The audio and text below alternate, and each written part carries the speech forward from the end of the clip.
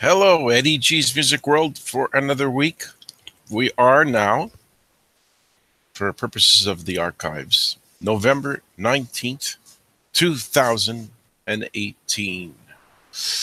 Okay, we'll start off the show with a bit of a rant because I'm a bit of caught in a technical storm, which happens to me quite a bit, where technology moving too fast for me, and I'm upset about it a little bit. Okay, here's the story. I was looking at tickets for Ozzy Osbourne online and looking around, and then I noticed in the corner of my eye, what do I see? Iron Maiden is coming. So I've only seen them once in the year 2000. Great show, very impressive guitars, vocals, whatever. Now, the thing I'm mad about is, instead of the two different ways that you buy tickets, which are have them mailed to you, this is through the website of the arena. So you either have them mailed to you or e-tickets, right? Those are the two standard ways they sell tickets directly from the venue. They have a new thing, which I know is the trend. I understand. You've got to click through the things, choose your tickets, give your credit card, and you have to have a specific email on your phone that you get a code the day before the show sent to your phone. And then from there, that will fill up your phone and you can download the information, which is the method of showing your tickets at the Bell Center for the show. So you got to be able to be sure, listen, I've got one or two emails on that phone. I don't know which one is the right one. Probably, I'm pretty sure I know which one. But I don't like having to sit around and waiting, and let's say the phone breaks, let's say the email changes, let's say I have to wait till August 4th, the day before the concert, for a message that supposedly is going to come on my phone because I gave them all the information to get it to that point. Listen, I don't think Evenco, which puts on the event, are criminals. I'm not suggesting for a second that they're going to not give me my tickets. I'm thinking that it's too much work. I could get something wrong with the buttons and the emails and the codes and everything, that I could be sitting there with a phone that's not set up properly, and maybe I won't download it right, and then I won't be able to get get in the venue, right? So I was thinking of laying out close to $600 because I have me, my friend, and two other friends that wanted me to do this for them. So if I screw up, the other three people are out too. So I called Evenco, called different scalpers. There's no way around it. This is the system. They're not going to be coming up with paper tickets for the show. You're just going to have to deal with this and do it the way they tell you, or you can't go. So you know what? I find that I'm the client laying out the cash, paying these people. The group's getting money, the venue's getting money, the promoters, and they're making it hard for me. They're trying to make it complicated for me. They're doing it so the scalpers will not be able to get their hands on early tickets and raise the price and, make extra money on them. I understand their point. But I personally just don't like this new thing. So I doubt if I'll go to the concert, which in a way helps me save a bit of money. But I did want to go to the concert. So I'm kind of, by not giving into their system, I'm forced out. Now, I did buy tickets to see Kiss, and they were e-tickets. So I've got those. There's no issue there. And I tried to get Ozzy Osbourne tickets, but I waited 24 hours because I wasn't in the mood to spend money or whatever. And there's not that great seats left. So for him, they're not doing the cell phone thing. So Kiss and Ozzy are not doing it, but Iron Maiden is. So that's my rant. I'm a little bit annoyed by the whole thing, quite a bit. I spent time trying to figure out different ways to get these seats, but it's the only way I could find, and I didn't do it. And now there's not even if I wanted to do it now, I'd be sitting beside the stage, like obstructed probably, or way in the other end. So it's looking pretty bad. Okay, situation number 2, more technology things. I literally spent 8-9 hours having a friend, Patrick, try to go through motions of how to get an interview onto this show. It sounds like it shouldn't be so hard, but it's not. It is kind of hard. I've had to get more used to Skype, download the newer version of Skype.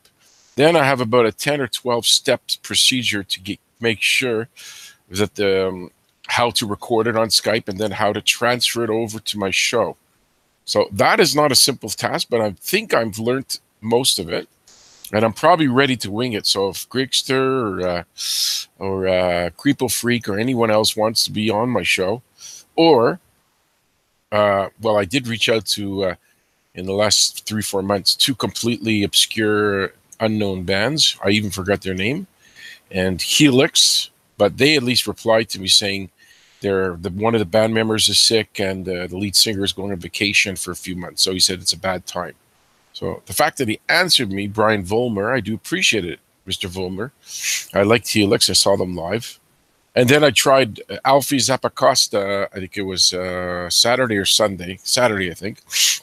And he didn't reply to me, because I guess what they do, these people, is they look into my situation. They see there's 4 or 5 views on my videos, my YouTube videos, and they say, well, what good is it going to be to talk to somebody that has almost practically nobody listening? And I'm going to waste 15, 20 minutes setting up things, going through all this stuff to have absolutely no increase in their sales. Now, that might change at some point. I could get more exposure.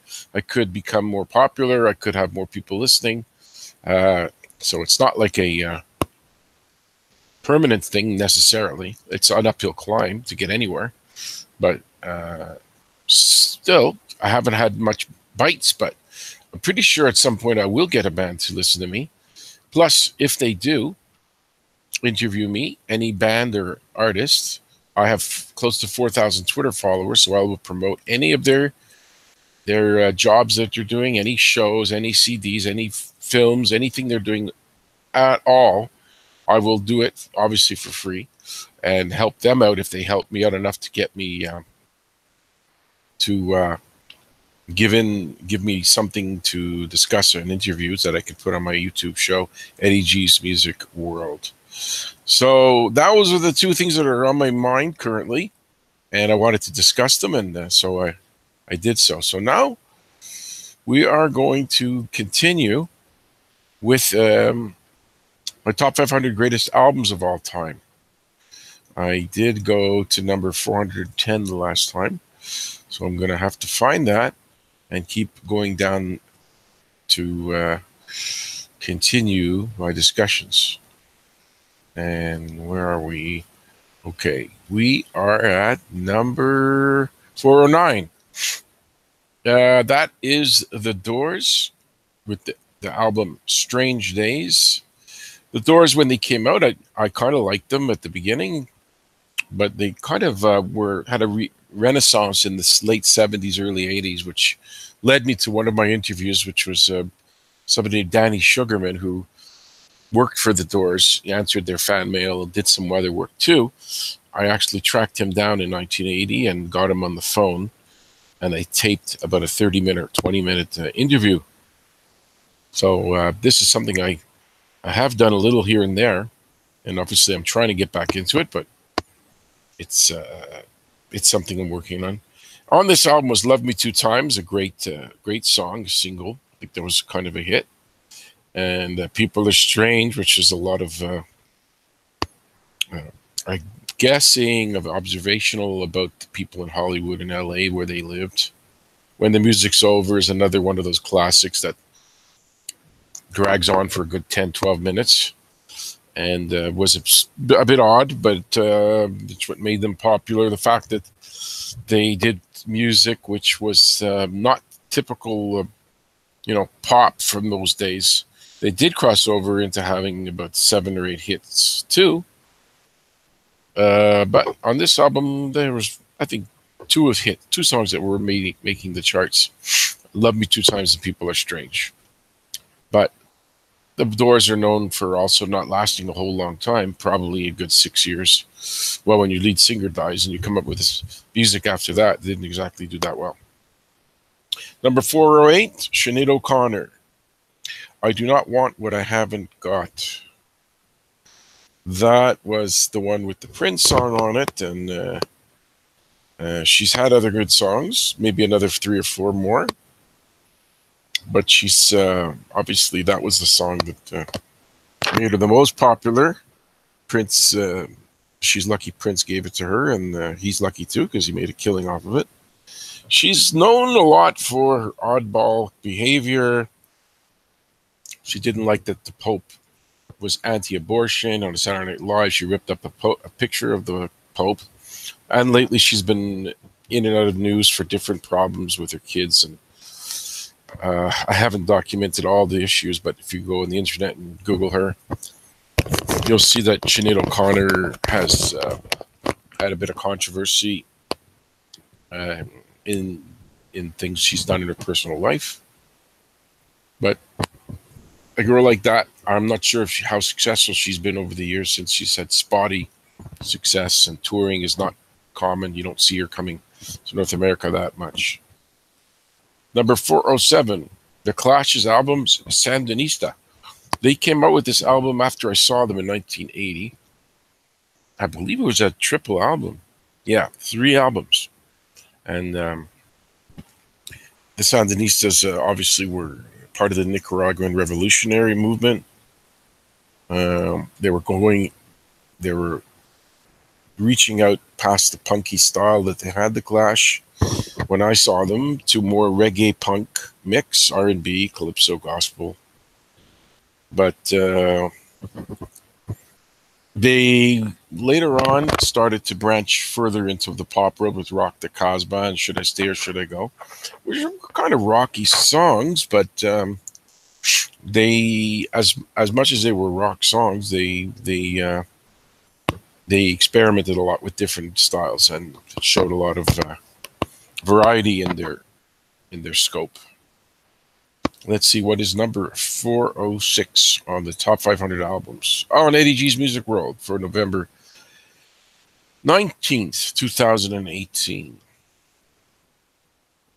Wow, PJ Harvey was earlier on in the list, and here she is again, number 406. So I guess she's one of these critically acclaimed people that not a mainstream artist, not the type to have thousands of people show up at her show. I guess she's a bit of a folker type of person.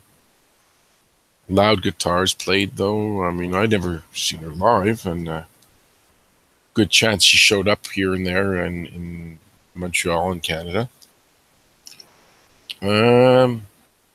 So again, it's a bit bluesy, grungy type of style. Not one song that I can think of that she did, which doesn't mean she doesn't have 20 or 30 great songs. It's just that means I never took the time never devoted the time to learn about her, since she was more alternative style and more off the beaten track. And sometimes I get into those bands, and often I do not. Number 405, this is the 3rd Big Star album. Maybe I should have given him more time. And like I said in the other 2 Big Star discussions, yes, of course, they were from the Box Tops, one guy, Alex Chilton. And of course, I have to say it again, that they got all this critical acclaim and almost no airplay. So sorry, I just don't have a lot to say about Big Star's album, Radio City, at number 405. Number 404, as we move down the list, Dr. John's Gumbo. Well, Right Place and Right Time, that I don't even know if that's on there, but that was his only top 40 hit, as far as I remember. I remember I used to sell pharmaceutical supplies, diabetic testing supplies, to pharmacies in the U.S., and the pharmacist told me the week before that Dr. John had been in for his medication. So he just told me that little anecdote, but he's one of these bluesy guys. He's considered a great pianist, but you didn't hear him on mainstream radio except Right Place, Right Time, because that was a commercial song. But other songs that he did on his piano, it stayed under the radar of pop radio. Just did not manifest itself into a top 40 style music. Wow, this one is from 1972, so maybe Right Place, Right Time was a little bit after that. This album, this band I know quite a bit about. Number 403, Leonard Skinner, and the album's called Pronounced Leonard Skinner, which I'm sure that was the name of their gym teacher, Leonard Skinner. So they mixed up his name and made it sound cute or funny or whatever. But I heard these guys are packing it in, and I saw them with one original guitarist that survived the plane crash, broke a few bones, and the brother of the original singer about, I'm going to say 8 years ago in Ganawaki. And I enjoyed the show. They were discovered by Al Cooper, who was in Blood, Sweat, and Tears, and played on sessions, a lot of sessions he's known for. For piano, I think he played on one of the Bob Dylan songs. Produced them, Leonard Skinner too. Poison Risky was on the album, and Freebird, of course. So that's the one that was the very big song for them. That Sweet Home Alabama was commercially successful too. And Freebird, of course, is the 8 or 10-minute anthem with the solos. Live, it's known for that song Freebird, and studio, and it was a big hit. And it's held up well. I mean, every once in a blue moon, I'll feel in the mood to hear some older music like that, and I'll go search it out. Okay, let's see. Oh, we're moving on to number 402, and well, Nas. He's like a hip hop guy, and rappers. So when these guys show up on the list, I really have little to say, except that I do know that I believe he was once on Howard Stern interviewed, because Stern likes to be kind of current sometimes. So he puts on these kind of modern people, modern rappers to make him sound like he's current, you know. But for me to talk more than that about Nas, it's not really much more that I could add to discussion about Nas. But okay, here's a band I know quite a bit. It's funny, there's a band that comes to town every few years, and I always think they're about to get less popular, but they always do well. They always have 10, 12,000 people. The Red Hot Chili Peppers album, Californication, number 401. And for whatever reason, every time they come, I always think, I've never seen these guys. And I think about going. And I think, and I think, and I say, you know what? I'm not going to go. I've never seen them. There's no question about their talent. They have some good songs, but I have no idea what it is about them that makes me not want to see them live. I think it could be that dorky looking guy that's bobbing his head up and down with his pants, and he has no shirt on, and he's like, looks like he's like on drugs. And then you got the other long-haired guy, if he's still got long hair, singing. There's Frusciante. Andy Kiedis, I think, is the singer. But it's that guitarist. He gets on my nerves. What are you doing bouncing around like a snake? Hopping and sliding. I don't know. Don't know what it is. I just don't want to look at that guy wiggling around the stage. Gets on my nerves. Maybe that's it. I'm not sure. Moving down to number 400 in the top 500 song albums of all time. Who have we here now? Temptations Anthology. Well, the Temptations were a great vocal group. Many hits. So this is basically just a bunch of their songs. They've obviously had quite a few hits. My Girl, I Can't Get Next to You. I Wish It Would Rain. Great vocal band. Unfortunately, they're almost for sure got nobody alive from the original band. My mother did meet them. I think it was them in Florida, because they did a show for the old folks home. The old folks home used to get acts from the 60s to come. But I looked up the names of the people she met, and I'm pretty sure they were all replacements.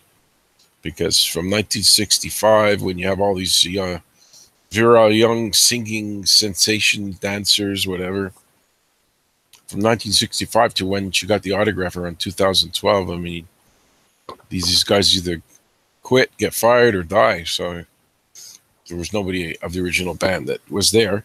I do like their music. They had a lot of Great songs. I don't know how much they wrote of those songs. I know that I would say, almost for sure, none of them played instruments on the records because it was Motown, and they had these like stable of session guys that played the instruments, and these guys were great singers, so they sung over it. And guys like that didn't really make a ton of money because, you know, they didn't write anything, didn't own their publishing. Tours, they couldn't have gotten a big pile of money each time they toured. And besides, they were, within 3-4 years, there were one or two. There was a Levi Stubbs, Ruffin. I get Four Tops and the Temptations mixed up, so I could be throwing out a couple of names from the Four Tops because they're all both vocal bands. I think Temptations had a little more protest songs that differentiated them a little bit, but I always get them mixed up. Okay, we're at number 399 on ADG's Music World Top 500 Albums for the week of November 19th, 2018. We're up to our second Tom Waits album, which doesn't surprise me because Rolling Stone doesn't like to go only for commercial records. I mean, I'm sure I told you the story the last time Tom Waits came up on this list about how he wrote Downtown Train. I'm trying to think if this... it's on this album, and that's the one that Rod Stewart covered, and Keith Richards sang background on one of the songs on this album too, Big Black Mariah. Well, it wasn't about Mariah Carey, but she's big, half black, and her name is Mariah, so eventually it became kind of true. There was a famous person named Big Black Mariah Carey. ZZ Top, number 398, with their album Eliminator. That's one of the early times examples of them kind of crossing into the pop market when they were kind of bluesy guitar for the first few albums. Then by the 80s, they either consciously or just unconsciously decided to cross into the pop world. Sharp Dressed Man was on this, and it sold 10 million copies. So whether they were trying to cross over or not, it certainly helped them out to come up with an album that was a little more commercial. Because I've seen them twice, I believe twice. And the second time was better because I wasn't outdoors in the pouring rain, so I enjoyed it more. But I was suffering from a horribly painful hip that was like a month from being operated on and replaced. So it was a pretty painful day for me to go to see them the second time. And I remember having been forced to climb up like 80 stairs to get out of the metro onto the street level to go see that concert because it was the metro that I took. And there's a couple of escalators and there's a couple of huge staircases in that metro. And I had to climb every single one of them up. And that was very painful. Did not enjoy it.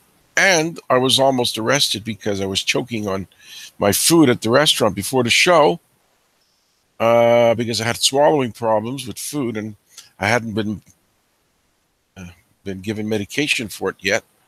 So I was in the rib restaurant called Casual Spa, and they saw me look like I was I couldn't swallow and having a hard time. So the security says, "Can you leave the restaurant? You're drunk. You look drunk." And I wasn't drunk. Didn't have a drop of alcohol. But the waitress complained and told the security, and they escorted me out. We're a tiny bit sympathetic to my situation, but by that time it already finished. So that was my ZZ Top long story. I have a short story for the next band. Number 397, Massive Attack. I used to work with somebody who didn't get along with, but she once asked me, do you want to go see Massive Attack? They're coming to Montreal. And I said no, mainly because I wasn't really enjoying the girls' company. And I think I've heard one song one time from Massive Attack. But it's kind of electronic music. Trip hop, maybe? These are terms for this. A lot of bass used in their approach to the music, but they're not mainstream. I don't know the music all that well. Here's a band I know a lot more. Number 396, Roxy Music, and their album For Your Pleasure. I did meet Brian Ferry, well, briefly. I talked to him for about 8 seconds, and he signed an autograph, and he was trying to stop me from taking a picture. And by the time I realized he didn't want me to take the picture, I'd already taken it, and he was covering his face. Don't know what was up with that, but I guess it's his right. Anyway, this album, For Your Pleasure, had Brian Eno on it, playing keyboards. It was his last album with Roxy Music. Kind of abstract-leaning art rock. I did see them in 1983, and then again in 2016, I believe. And both times were great to see. Well, when I saw him in 2016-17, it was just Brian Ferry with his band, not the Roxy Music, obviously. Off this album was Editions of You and Do the Strand. But they were a pretty popular group. They never were huge, but they had a good following. I'm pretty sure they're on the list of nominees for Rock and Roll Hall of Fame. Let's hope they get in. It wouldn't shock me if they got in, because they're kind of that type of artsy type of band that gets in because they're not a huge fan of a lot of heavy, hard rock. The Rock and Roll Hall of Fame. Do I have anything to say about this next band? Probably nothing. I don't know anything about them. Number 395, LCD Sound System. Their album was Sounds of Silver. Well, they were electro-punk, but, I mean, I'm down to zero information about that band. But, obviously, somebody likes them. Number 394 is one of the soundtrack kings, Randy Newman. You see a lot of movies, if you wait to the end, there's a song played. A lot of times it's him. He's got a unique vocal style, but he's a great songwriter. He had a hit called Short People, but that's not his major... I Love L.A. too, but that's really not his... That's not what he's known for. He's kind of bluesy, New Orleans boogie. But like I said, this particular album doesn't have anything on it that I can say I know, but I do know him quite a bit. And like I said, the two songs I know, and the fact that he sings a lot of soundtracks, probably writes a lot of music for the soundtracks. MIA. Kala is the album at number 393. She's from London, but she's Sri Lankan heritage. I remember she used to be big. Didn't she do that song, Lady Marmalade, with all these singers mixed in? One of them was Christina Aguilera, Mia, and or was that Maya? I don't know. Doesn't really matter. Anyway, I know she got into some hot water because she spit on some fan or something once, and she got some bad press about that. But she's a hip-hop girl, and she did become huge. But I don't know how big she is currently. I'm not sure if she still can garner the big popularity that she had back around 10, 15 years ago. But I do know who she is, and I know maybe I've heard a couple of her songs, and they're pretty innovative, beatbox, rhythms, that type of stuff. So these people who made the list know her more than I do. Okay, here we go with a band that's probably going to be all over this list. The Beatles, Let It Be. Do I really have to talk about it? No, I don't have to. I'm not going to give you much information. When a band's that overplayed, you don't need me to tell you about them. Go ahead and listen to the songs that have been played 10 billion times, and I'm pretty sure you'll be happier to do that than listen to my tidbits of trivia about the Beatles. And I think it's some Phil Spector contributions for some of these songs too.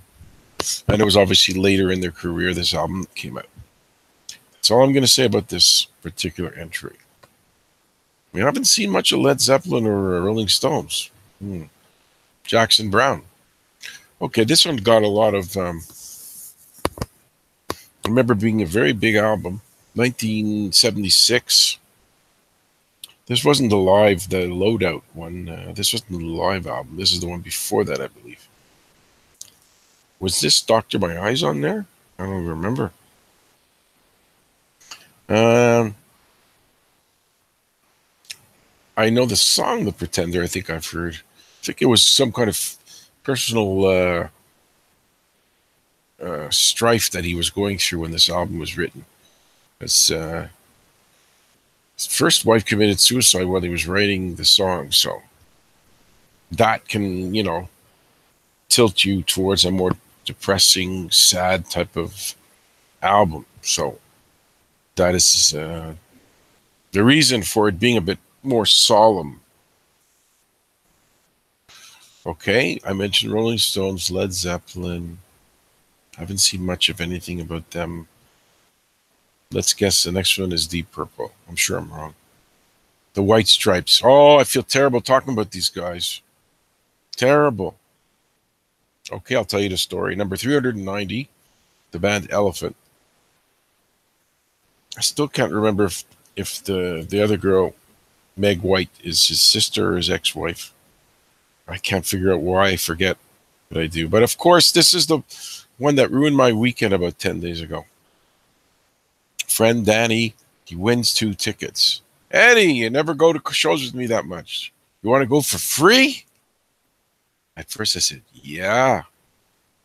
But I have a bit of a lazy gene in me. It was a cold Saturday. I was sitting at home with my family, taking it easy. I would have had to go out in that cold, drive, and there's a lot of traffic shutdowns, a lot of detours. I would have had to go into an area that was not necessarily traffic was terrible, but it could have gotten a little difficult. So I would have to take at least an hour drive, then another 45 minutes to an hour metro ride. So we're dealing with an hour and 45 minutes to 2 hours going, and then almost 2 hours coming back. So I would have to take in the Saturday and done all of that running around just to see Jack White, because he wasn't the White Stripes anymore. It's Jack White. This is like 8-9 days ago. And I said yes at first to my friend, and I kept thinking about all the effort I had to put in to go to this show. And since he won the seats, I'm almost sure they would not have been good seats. I never did ask him how good were the seats. It doesn't really matter. But ultimately, I did turn it down. I didn't go to the show. So the day before, I had said no to the show, and then I changed my mind the day before. Maybe I reconsidered, but then I said, I'll let it go. And of course, he said it was a great show. And this guy goes to 20 shows a year. So, but I guess I don't really regret not going. It's just a slight regret. I didn't go. I always, every year, there's 4 or 5 shows I'm on the verge of going to see, or I want to see. And the effort to come and go to the concert, since I live far from where all these shows, the effort was so great that I just decided not to go. But this album, Elephant, had Seven Nation Army, which is the most popular song by Jack White. Well, then the White Stripes, but now it's just Jack White, and the hardest button to button. So in hindsight, maybe there was more of a reason to go, but I didn't go, and I've had more regrets than that in life, so I'll be okay. Pre-commercial album, I'm surprised. The next one is number 389, Don Henley, The Age of the Innocents. Definitely Don Henley was the more popular of the Eagles as far as solo careers, Glenn Frey being second, and then although an argument could be made for Joe Walsh being close to the popularity of Glenn Frey. Timothy Schmidt maybe had one song, and another couple of guys didn't really. Bernie Leadon had 2 or 3. Randy Meisner had 2 or 3. So they all did a little bit. Leadon, not that much, actually, if anything. So this was the The End of the Innocence was a very good song, and I think this was written by Bruce Hornsby because it had that same piano theme of The End of the Innocence. Uh, no, that's just the way it is. That style, I'm pretty sure that was Bruce Hornsby behind The End of the Innocence. And Don Henley in the mid to late 80s definitely did show up. He did chart a good 6, 7, 8 songs. And uh, oh, like I say, I'm sure he was of all the ex Eagles the biggest. And definitely good songs. When the first time I saw the Eagles, around 2003 or four maybe, they all did their solo hits. Well, not all. Don Henley did, Glenn Frey did, and Joe Walsh did their solo music too. A few songs each. And I was impressed that Don Henley played guitar too. I didn't know that. So he got up from the drum kit, and I think it was Dirty Laundry or one of those. He was playing guitar on it. Good for him. And the second time I saw him was around 2012, the Eagles, and due to the fact that they were lousy seats, I didn't enjoy the show that much, and maybe they didn't do a great show too. I don't know. Number 388, various artists, The Indestructible Beat of Soweto. Now you know I got nothing to say about that album because it's just music, except for the fact that Ladysmith Black Mambazo, who was part of this album, eventually was part of Graceland, Paul Simon's album. But that's about all I can say about it, really. Came out in 1985. Number 387, Wu-Tang Clan. Enter the Wu-Tang, 36 Chambers. I get them mixed up with Insane Clown Posse because they're all kind of, to me, sound a bit similar, and don't know much about either band, so I just get them mixed up. They're from the East Coast, hip hop, and they have their own genre, their own set of fans, and I'm guessing I've heard 1 or 2 songs by them. And in order for me to be able to comment further on a band that I don't know very well, I'd have to listen to their music more, which I'm pretty sure will not happen anytime soon. Let's see, what could number 386 be on the Rolling Stone Top 500? Steely Dan. I just bought some pretzels, 2 bags. Pretzel Logic. It's amazing how the death of Walter Becker didn't stop them, because they weren't touring a lot in the beginning. Then they started touring more and more and more, like in the year 2005 and even up to the last few years. So Donald Fagen doesn't seem to mind. Well, that's a bit harsh. Let's just say he's still touring with whoever replaced Walter Becker, and it's called Steely Dan. And they did have a lot of kind of jazzy, light songs. I always like Ricky Don't Lose That Number with the little wind sound at the beginning. Nice vocals. You know, there's good songs out of this band. On the album cover, it shows a sign saying "Hot Pretzels, 15 cents." I'm sure the price has gone up in the last 45 years. But I kind of thought about seeing them when Walter Becker was around. They did come to Place des Arts, so it crossed my mind. I mean, Steely Dan, kind of a bit like Chicago-ish, you know, California style of light pop music. Many hits. They had a movie called FM. Their song was from there. Good song, but this Pretzel Logic was early on in the career, and they did produce a few hits from that. Of course, Bob Dylan showing up is no shock. Number 385, Love and Theft. I'm wondering if I know 1 song on this album. Probably nothing. The guy's very prolific. He's like an Elvis Costello. I mean, if you're not a huge fan, and he grinds out an album every year or two, we're talking 55 years, if not 57. You know, since I'm a baby, he's been knocking out albums. This guy. So is this any better than the other ones? To me, probably not, since I'm not a huge fan of his work. I mean, I like a few of his songs, and I haven't put in a lot of effort to start really becoming an aficionado of Bob Dylan. But obviously, it appeals to somebody whomever made this list. Number 384, a band I kind of figured would show up eventually, but with these people who make these lists, they might have filled it up with PJ Harvey albums for all I know. Here's The Who, a quick one.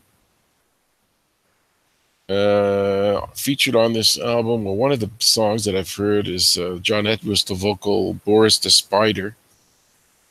I don't know if there's any other big songs on there that I know.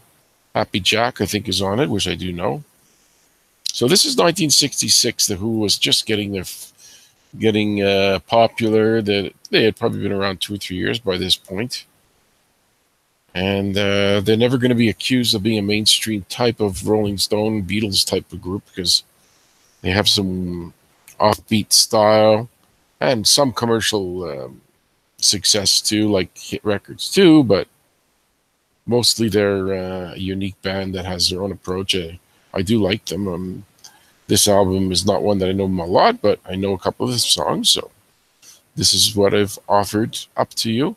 I know that Pete Townshend's the main songwriter. He sings here and there, mostly Daltrey, but he does add some vocals as well. Next is the album More Songs About Buildings and Food. Talking Heads from 1978, 40 years ago. And he's a guy that's been around the Burn. He wrote most of the songs. And had some commercial success too, while still being like quirky and off the wall in their approach to their songs. So they managed to be both, like a new wave, but a little odder than the Cars, but still commercially successful. So they walk that tightrope, whether consciously or not, of being popular, but not being like a real, like the Go-Go's, like a real pop band, you know? Kind of like REM did. Similar approach. REM was a bit bigger. Okay, I know that Tina Weymouth was in this band. What's the other guy's name? Fritz something? I don't know. It does not matter too much. Number 382, The Modern Lovers. Okay, their album, The Modern Lovers, 1976. Of course, I was just talking about the Cars, and in this band, The Modern Lovers, was a guy that left this band and went on to be in the original Cars.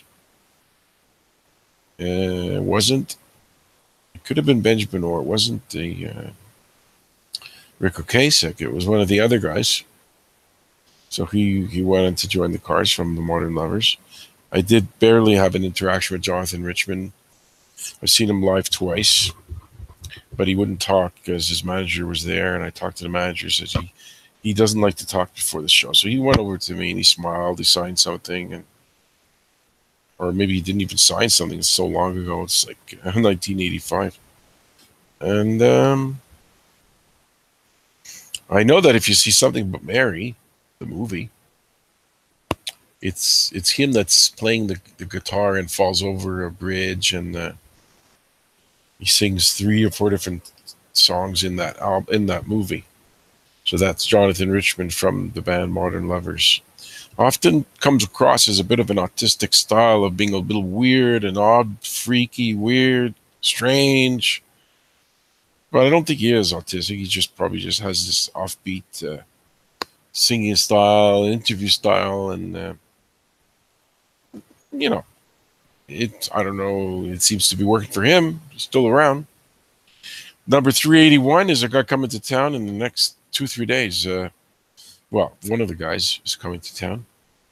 The band is the Beach Boys and their album Smile, the 2011 version, because they, in the late 60s, I'm pretty sure it was around then, he recorded this album, this Beach Boys album, which was not well received by the members of the band. So, if I remember correctly, it was shelved. The demos and the pieces were shelved and kind of taken out of the store, like obscurity, and reworked in the studio, maybe put back together, and came out in 2011. Now, when I saw Brian Wilson, I think he featured this album, Smile, or did a bunch of songs from it, or maybe the whole album. And hey, look, it's okay. It was an okay show, but I'm not running out to see the guy again. He's probably close to 80 years old. It's okay. Doesn't need my money again. Toots the Maytals, number 380, Funky Kingston. So this is a Jamaican guy. Kind of came after Bob Marley. Pressure Drop was one of their songs, which I do know. And Toots Hibbert was the full name of the guy who sang in Toots the Maytals.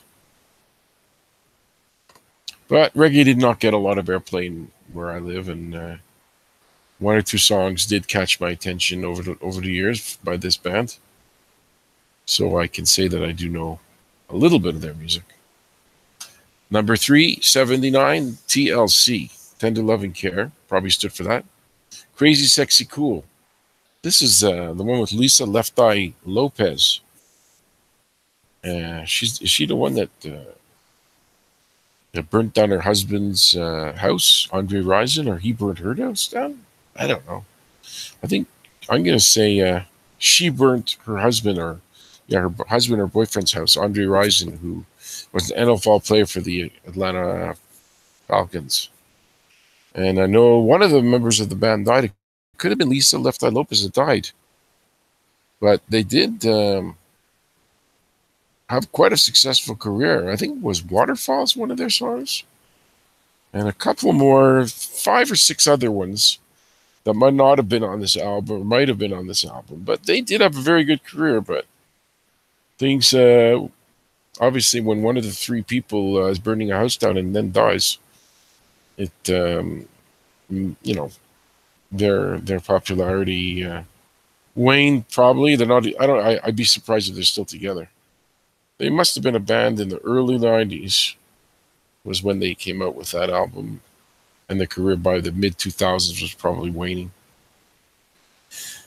Number 378 is the band Oasis. What's the story? Morning Glory. This is the standard, 2 brothers in there. They didn't get along, famously, but there was talent there. One brother sang more, Liam, I think, and Noel was the more of the guitarist, or I might have mixed the 2 brothers up. I don't know.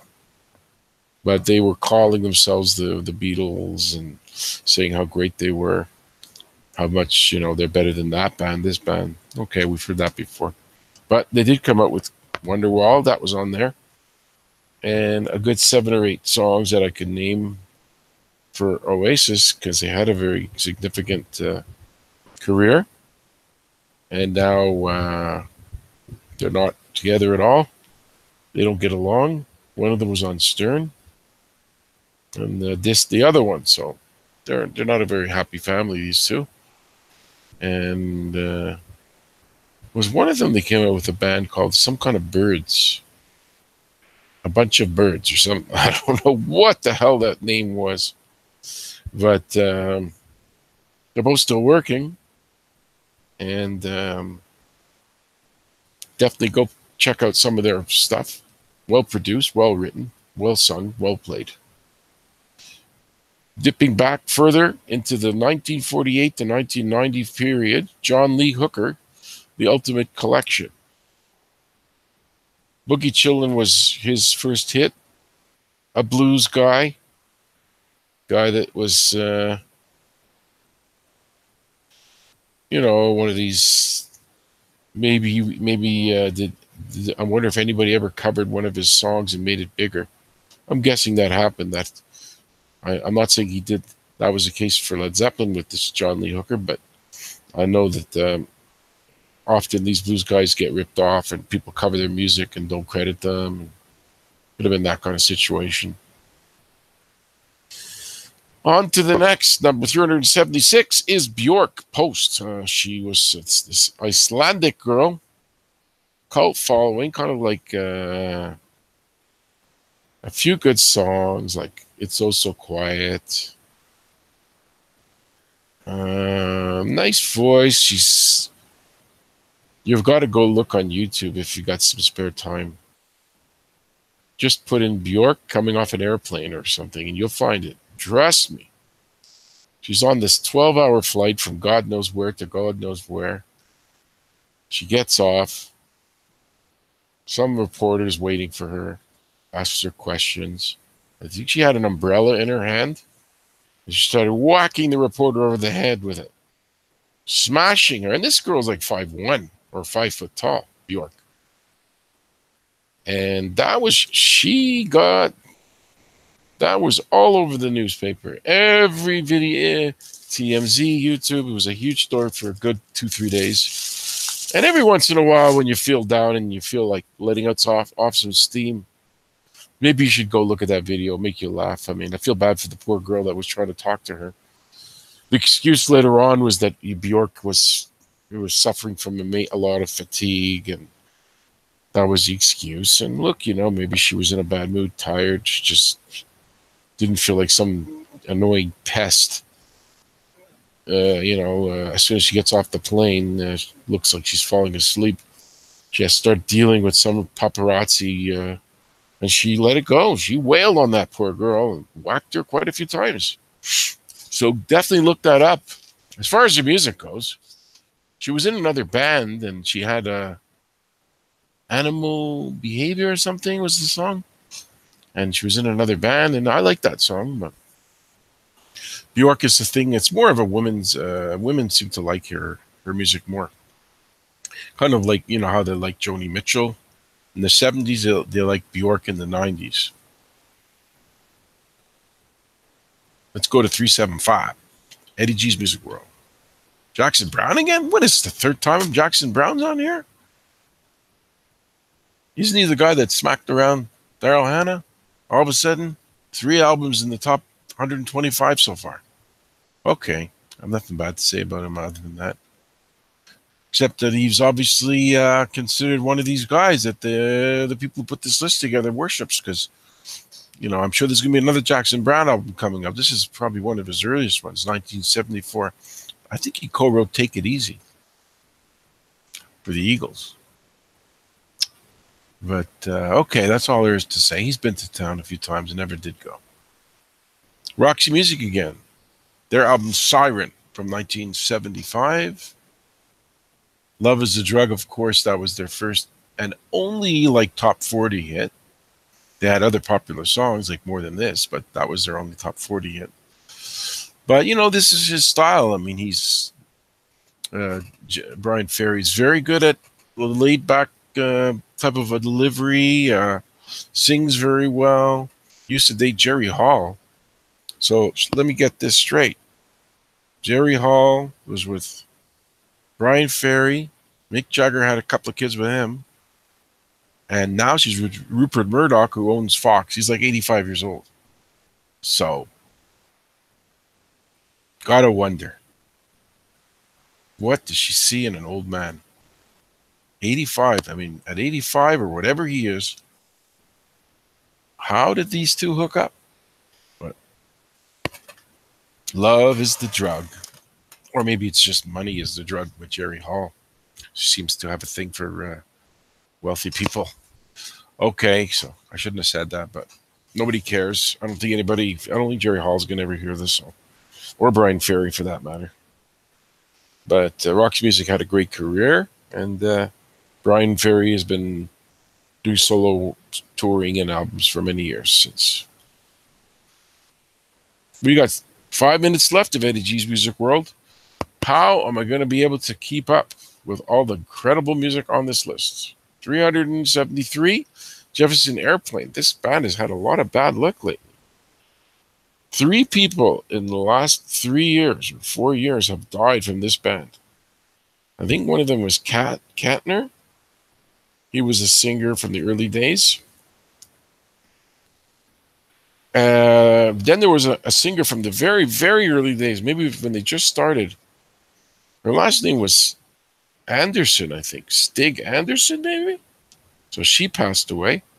And just recently from the Starship, which is not specifically the airplane, but he was in the airplane and the Starship. They just updated the name from an airplane to a Starship and left off the Jefferson, didn't they call them just Starship? So Marty Ballin died. So 3 people in the last few years from this band have passed away. I'm sure Grace Slick and is getting a little worried. She's wondering when it's her turn. Off this album was doesn't seem to be the bigger hits on this album from 1969. It wasn't The White Rabbit is not there, and Somebody to Love. The commercial airplane songs doesn't seem to be featured on this album. More songs like Wooden Ships, Eskimo Blue Day. Grace Slick was the main singer on this album, or maybe the only one for all I know. Kind of like their Starship phase and some of their airplane music too.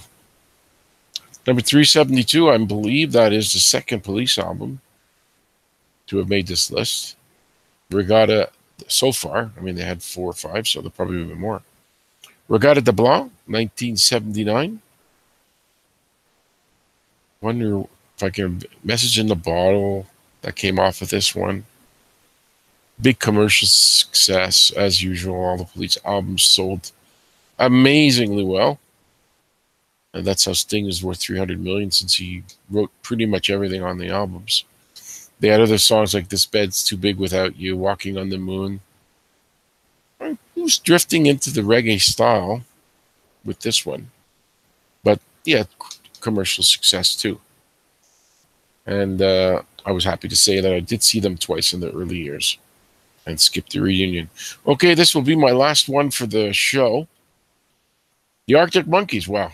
How am I going to fill up 2 minutes about the Arctic Monkeys when I don't know much about them, except that they do come to town and people like these guys and they go see them.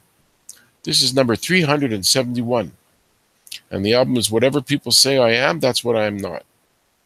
Now, I just, when I hear them, the music doesn't stay in my mind. It doesn't like...